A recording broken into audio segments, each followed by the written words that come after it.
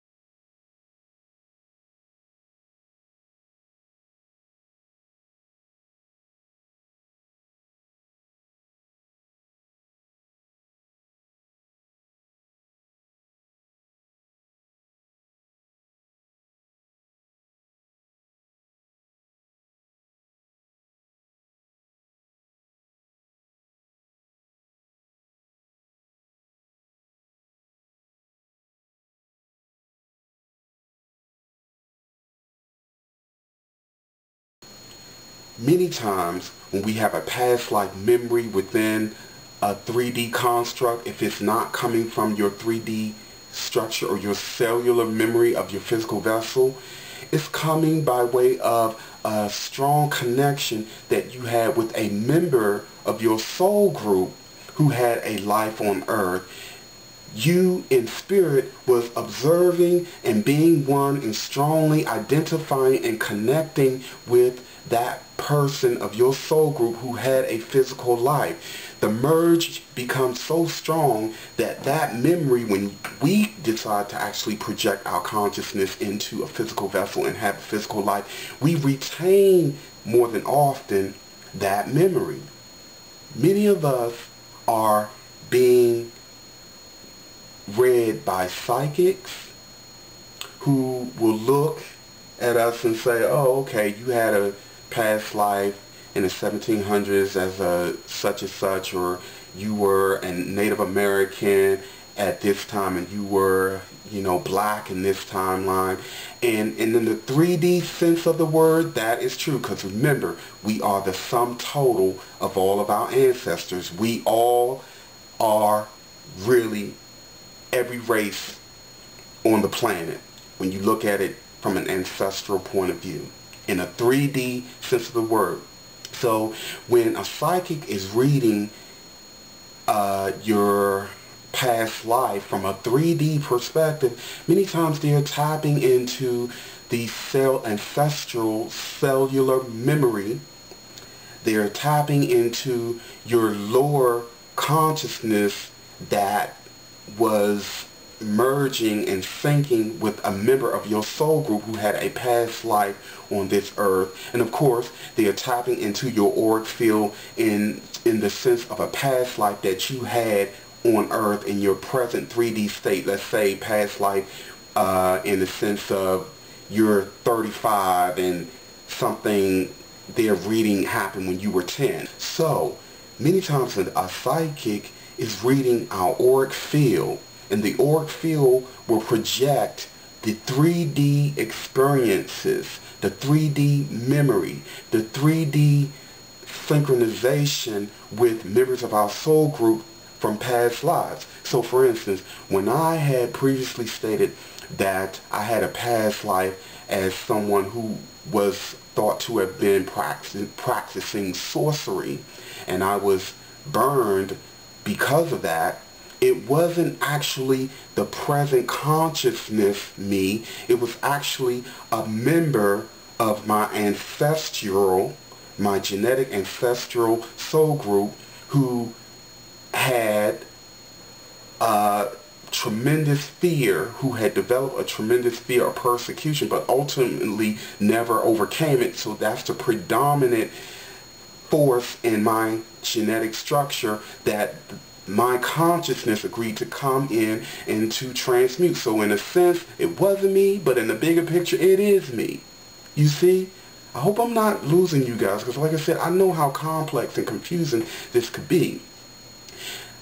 The other side of the coin is that many of us, all of us actually, have had past lives in higher realms of consciousness. Most of us are unable to remember those or to gain access to that memory, and those memories are stored in the Akashic records. There are those of us who have expanded our consciousness to a point where we're in sync with the higher self and can actually have memories of past lives on other planets as another species, as a higher universal man.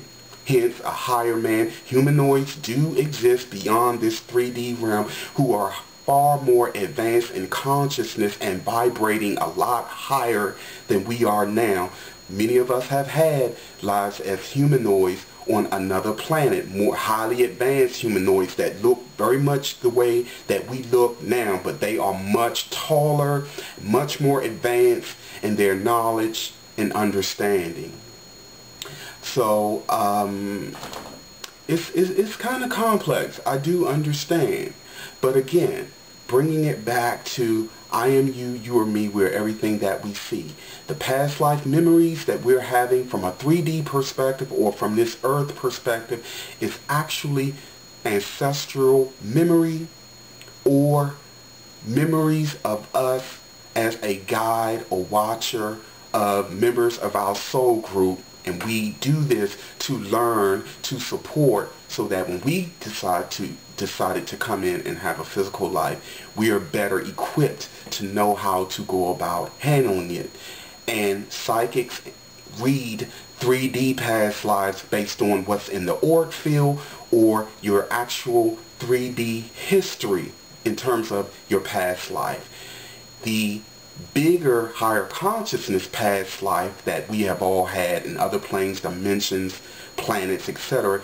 is stored in the Akashic records, and no psychic can access that memory without your permission. So that's pretty much it. As always, I'm continuing to do videos based on viewer requests. I hope I haven't confused you guys with the whole past life memory and reincarnation thing, but you know, based on the response, I may do a part 2 for further clarification. And as we always do, we have what? Happy travels.